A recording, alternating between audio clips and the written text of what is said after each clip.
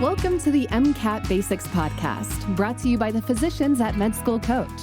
Each week, Sam Smith breaks down high-yield MCAT topics so you can score as high as possible on test day. Hello, I am Sam Smith, and this is Sam's MCAT Basics. This podcast covers the most important topics put out on the AAMC MCAT each year, and I determined this list by going through all the official practice materials that the AAMC puts out, and also some third-party practice material, and just put together this big list of topics that consistently kept on showing up, and ranked those topics and made podcasts out of it. So this podcast covers a few other topics within metabolism. If you haven't listened to the previous podcast to this, that podcast went over the three main parts to metabolism that you should know for the MCAT, which are Krebs cycle, the electron transport chain, and glycolysis. This podcast covers more into metabolism, but a bit more subtle topics. I'm going to cover gluconeogenesis, the Pentose Phosphate Pathway, and then talk a little bit about ketone body generation, or ketosis.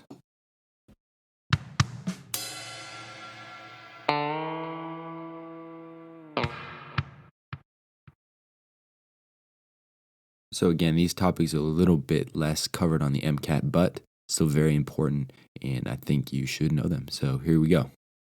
I'm going to start with the Pentose Phosphate Pathway. The Pentose Phosphate Pathway has two main functions. The first is that it converts glucose 6-phosphate, which is a 6-carbon sugar, into ribose 5-phosphate, which is a 5-carbon sugar. And this 5-carbon sugar is an important component of many biomolecules, including ATP, NAD, CoA, DNA, and RNA. And then the second main function of the pentose phosphate pathway is to produce NADPH. So that sounds like NADH, but it is completely different, NADPH. So what is NADPH? I'm going to talk about that first. NADPH has a bunch of different functions. It's really vital in your body. It acts as a reductive agent in cellular respiration. That means it's oxidized, and therefore it acts as an electron donor. And so it also aids in biosynthesis of different molecules. It aids in cellular bleach production and also maintains your natural antioxidants. So to summarize NADPH's function in one sentence is that it aids in biosynthesis reactions by transferring electrons. And if you're like me at this point, you're going to be asking, what is the difference between NADPH and NADH? Well, obviously, a phosphate group is the main difference, which is that P, but less obviously, NADPH is used more in anabolic reactions, so that's like building nucleotides, and NADPH is used in more catabolic reactions or breakdown of glucose, for example. And it's kind of interesting to know that NADPH functions in a very similar manner to NADH. Remember, NADH in our bodies is used as this high-energy electron carrier for metabolic processes. And in photosynthesis, plants use NADPH very similarly to how we use NADH. Kind of interesting. Not much on the MCAT about photosynthesis, but still an interesting thing to know. All right, so getting back to the pentose phosphate pathway. I want to touch on the parts of the pentose phosphate pathway that are the most important and that I think you should know for the MCAT. So what I would not do for this process is memorize all the steps, know the enzymes, know the intermediate names, etc., etc. What I would know if I were you is know that essentially what's going on is that the pentose phosphate pathway is taking glucose 6-phosphate, and if you remember, that is the second step of glycolysis where you add the phosphate group and activate glucose. So it's taking that glucose 6-phosphate and then processing it, or taking that and then making these two molecules, which is NADPH and also these precursors to these five carbon sugars, the precursors to the 5-carbon sugars. Another important thing to note is the rate-limiting enzyme of the pentose phosphate pathway, and that is glucose 6 phosphate dehydrogenase. Again, the two most important things you need to remember are that the pentose phosphate pathway, number one, it uses glucose 6 phosphate, which is the second step of glycolysis. And number two, you need to know that the rate-limiting enzyme of the reaction is glucose 6 phosphate dehydrogenase. All right, so next, I want to get into glucose homeostasis. And so I'm going to talk a little bit about how your body maintains pretty even levels of glucose in your blood at all times. And then I'm going to get into what happens when your body is very low on glucose. What does it do in order to either make it, or what other forms of energy can your body run off of? And also, I really hope you just checked your phone, even though that was mine that went off.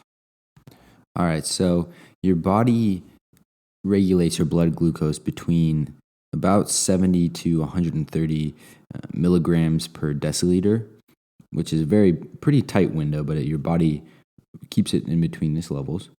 And it does this using two different hormones. And the first hormone, and you've probably heard of these, is insulin. The second is glucagon. And so first I'm going to talk about which cells produce these, and then I'm going to get into their effects. So let's just say you ate a big meal, a Big Mac and fries and a shake, and that's subjecting your body to a pretty big influx of glucose. And because of that, your blood glucose levels start to rise. In response, your body releases insulin, which is produced by beta cells in the pancreas, and this insulin causes the insertion of GLUT4 transporters into cell membranes. And so these are just glucose transporters that enable the glucose to enter cells. And I'll get more into the effects of insulin later. Just know that number one, it's produced in beta cells in the pancreas, and number two, causes the insertion of GLUT4 transporters into the cell membrane. When glucose is gone, or blood glucose levels fall, your body releases glucagon. And you can remember this by thinking glucose is gone, glucagon. And glucagon is produced by alpha cells in the pancreas. And it basically stimulates your body to produce glucose in some form. And I'm going to get into what those are exactly a little bit later in the podcast. All right, so let's talk about the biological effects of insulin and glucagon. I'm going to start with insulin. So insulin increases glucose uptake. It increases glycogen synthesis, which is the stored form of glucose. It increases protein synthesis. It increases fat synthesis.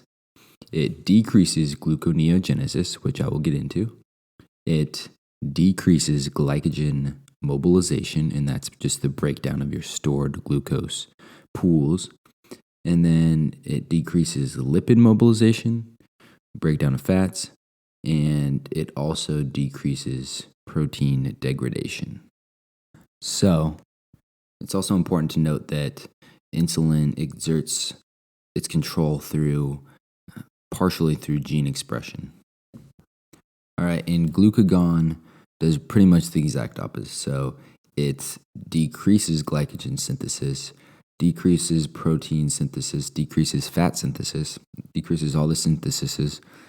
Or is it pronounced synthi?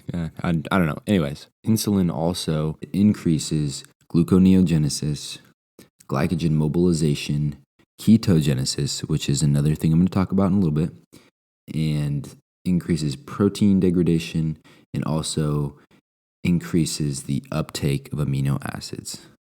And so you might be asking, why exactly does glucagon increase the uptake of amino acids?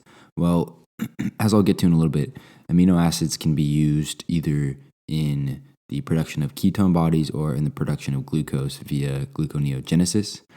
And I'm going to get into that, but first I'm going to talk a little bit about glycogen. How is glycogen formed, and then how is a glycogen broken down? So glycogen is made through a process known as glycogen synthesis, and it is an endergonic reaction which means it requires the input of energy. So this process then obviously must be paired with something that is highly exergonic, or something that produces a lot of energy in order to actually occur within your cells.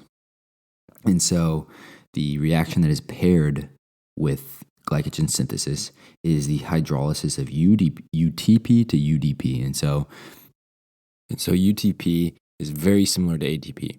They're both high energy nucleoside triphosphates. And I have a podcast that's on biomolecules and biomolecule structure.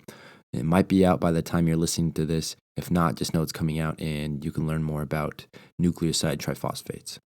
So you are pairing this removal of the phosphate group from UTP to UDP, pairing that with your endergonic reaction to then push forward the synthesis of glycogen, which again is the stored form of glucose in humans.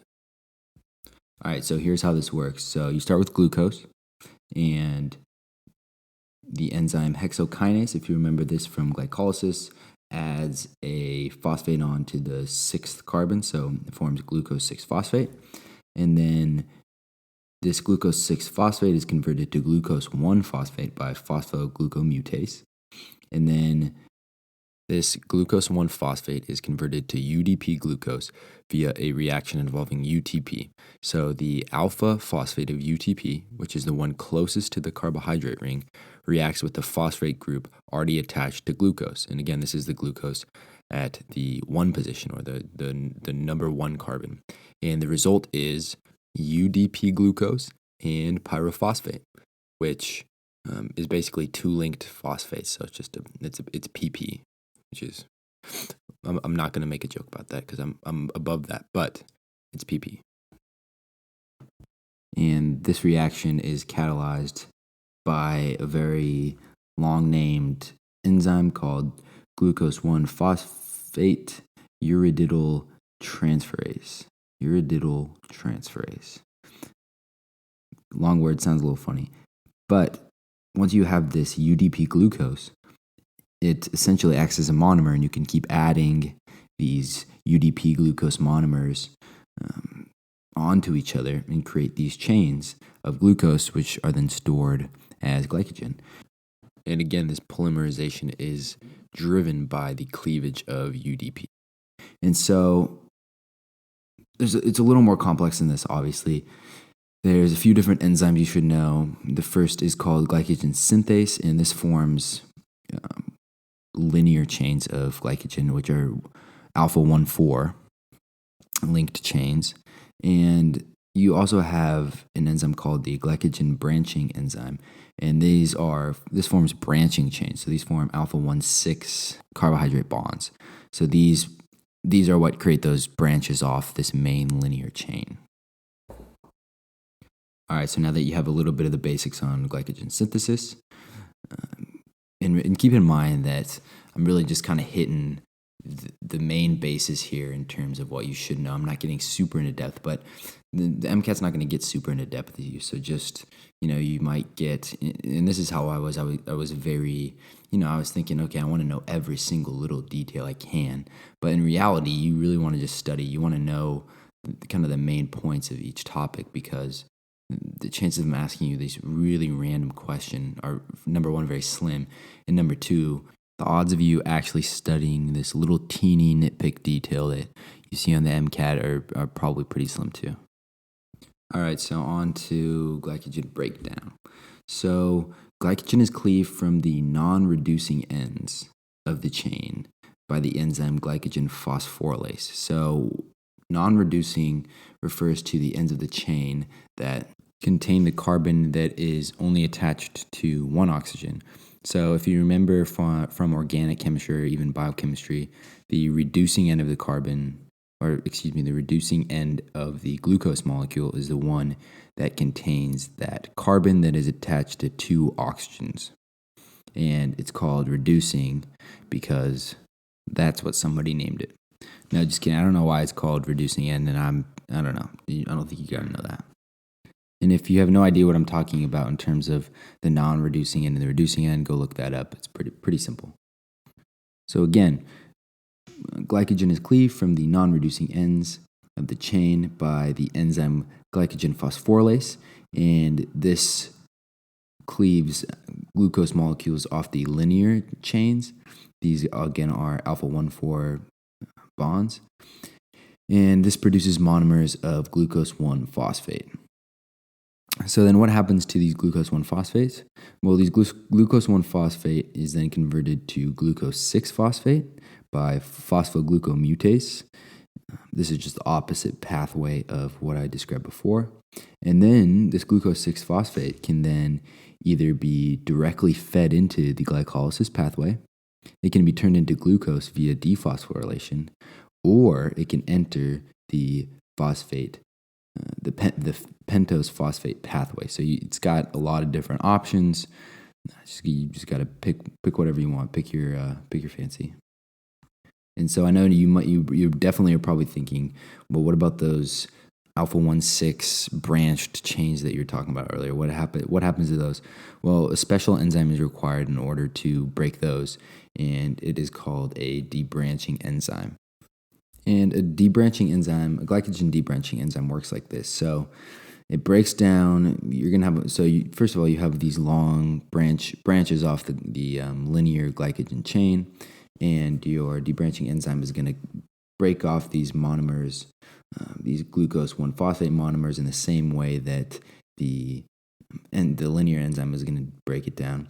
And then once you get to the last 4 glucose molecules in the branch, this enzyme is going to take those and it's going to transfer 3 of those to the linear chain, and then it's going to break off that last one.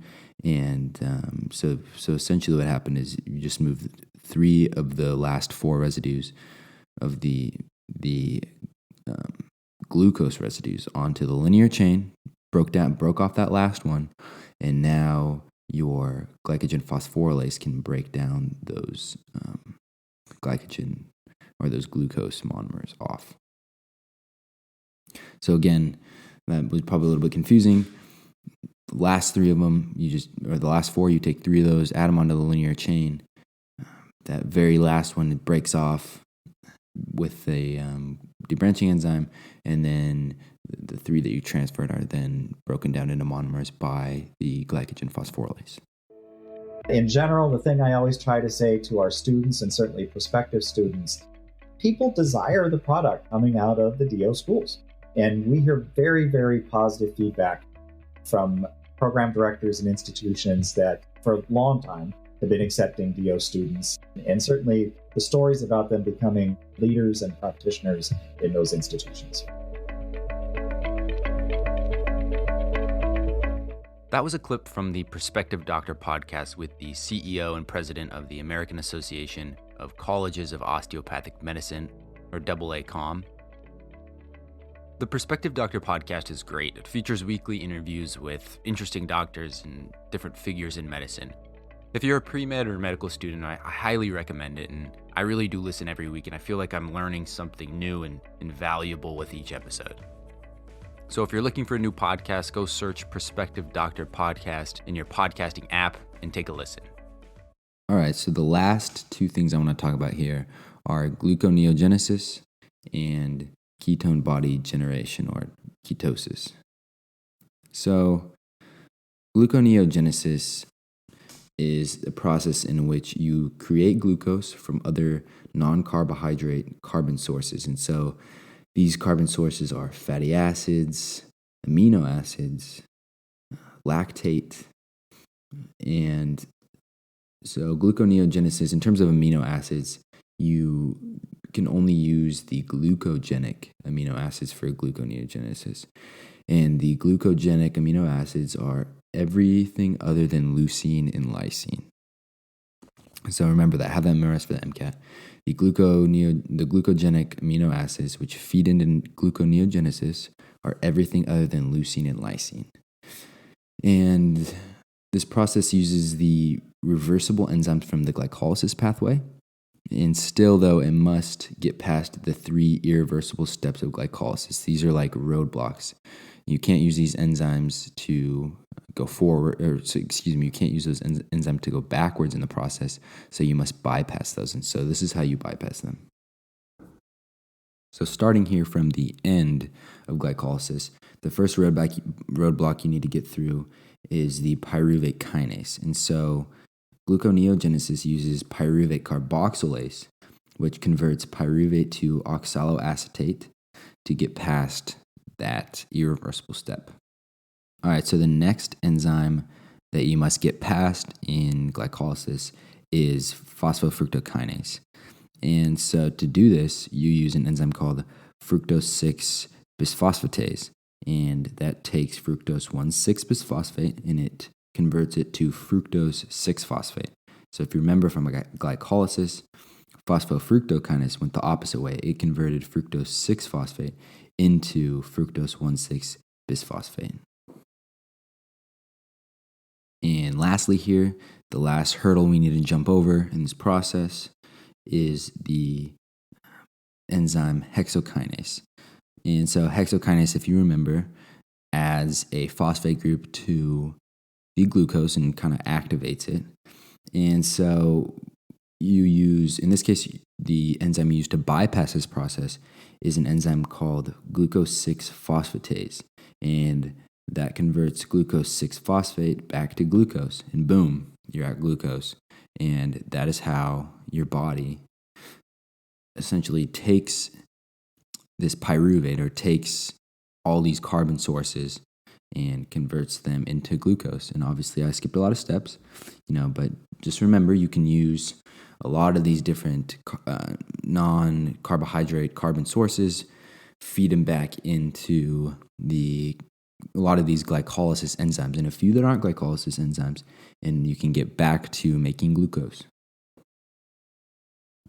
And like a lot of the other processes I've talked about, there's quite a bit of regulation. And so in terms of the molecules that upregulate gluconeogenesis, you have acetyl-CoA and citrate. And so those two molecules upregulate gluconeogenesis. And so you may be thinking or asking, why do these molecules upregulate gluconeogenesis? Well, essentially, they both act on enzymes in the gluconeogenesis pathway. So acetyl-CoA activates pyruvate carboxylase, and then citrate activates fructose 1,6-bisphosphatase. So on the flip side, gluconeogenesis is downregulated by low energy molecules, and so it's downregulated by AMP and ADP. AMP, ADP.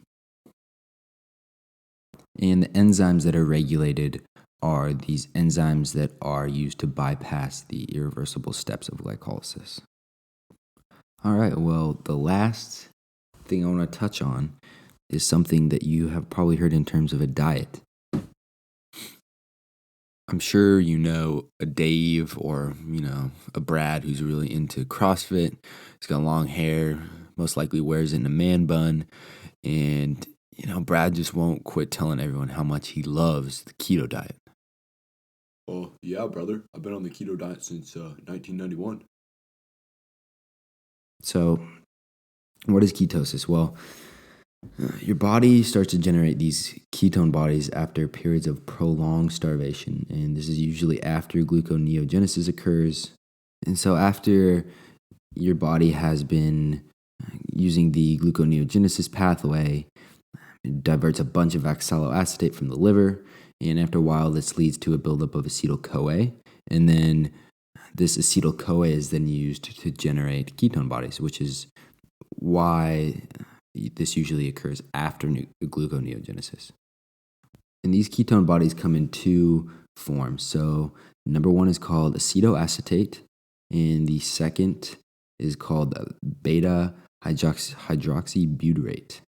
And these are generated through kind of a complex reaction. Just know that ketone bodies partially come from ketogenic amino acids, and this, if you remember, is lysine, and these are lysine and leucine. Ketogenic amino acids, lysine and leucine. So these amino acids can be directly degraded into acetyl-CoA, and then acetyl-CoA is used down a pathway, boom, boom, boom, boom, boom, down this pathway to eventually create a ketone body. And these ketone bodies circulate around your body, and cells in your brain and your heart, etc., use these ketone bodies for energy. And of course, again, this is after very long periods of starvation, when you've depleted your glycogen stores and you have gone through a lot of gluconeogenesis, which is why most likely your friend who claims that they were on the ketogenic diet, probably not the case. And all right, this concludes podcast 4B, which was on metabolism, kind of a mishmash of topics, kind of random, but nonetheless important. Hope you got something out of it. Look forward to our next podcast, which is going to be the 5th in the series, and that is going to be on biomolecule structure. It's going to be a big one, very important. Take a listen. Thanks as always.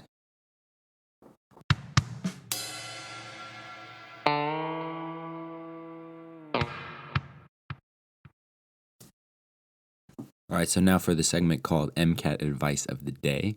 So what I'm recommending today is that part of your studying process, what you should do is download a bunch of random journal articles, print them all out, keep them in a folder or something, and, whether it's once a week or even once a day, go through.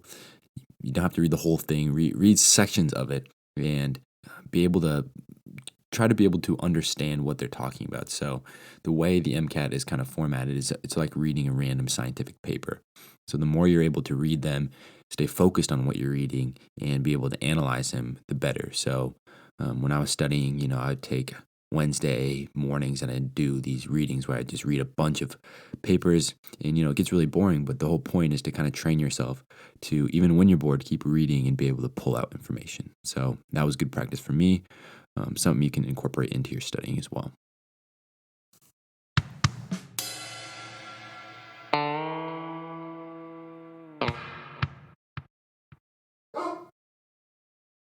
Come on, Murph. I'm trying to podcast over here, dude.